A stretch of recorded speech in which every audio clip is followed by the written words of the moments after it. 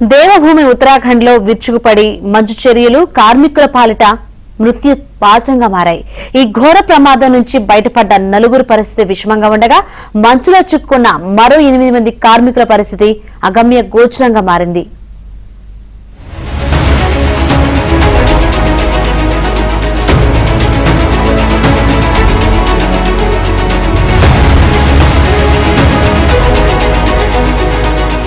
ఉత్తరాఖండ్లోని బద్రీనాథ్ సమీపంలో జరిగిన ప్రమాద ఘటనలో సహాయక చర్యలు కొనసాగుతున్నాయి.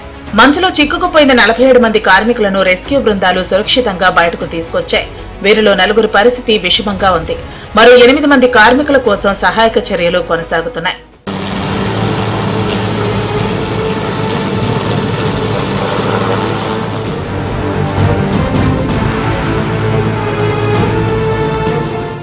కాగా సరిహద్దు రహదారుల సంస్థకు చెందిన ఓ కార్మిక శిబిరంపై శుక్రవారం ఉదయం 7:30 గంటల సమయంలో మంచు చర్యలు విరిగిపడ్డాయి. ఆ సమయంలో ఆ శిబిరంలో ఉన్న 55 మంది కార్మికులు మంచులో చిక్కుకుపోయారు.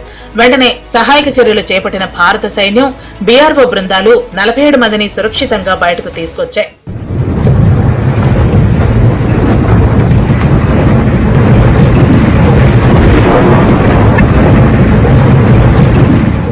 భారత్ టిబెట్ సరిహద్దులో చివరి గ్రామం సముద్ర మట్టానికి 3200 మీటర్ల ఎత్తులో బద్రీనాథ్ కు 3 కిలోమీటర్ల దూరంలో ఉన్న మనా అనే గ్రామంలో ఈ శిబిరం ఉంది.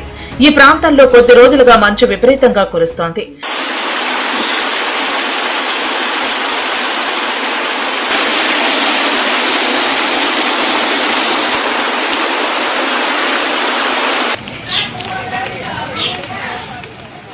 అయితే భారత్ టిబెట్ సరిహద్దు మార్గంలో సైనిక కార్యకలాపాలకు ఆటంకం కలగకుండా ఉండేందుకు బీఆర్ఓకు చెందిన కార్మికులు కొద్ది రోజులుగా అక్కడ పనిచేస్తున్నారు.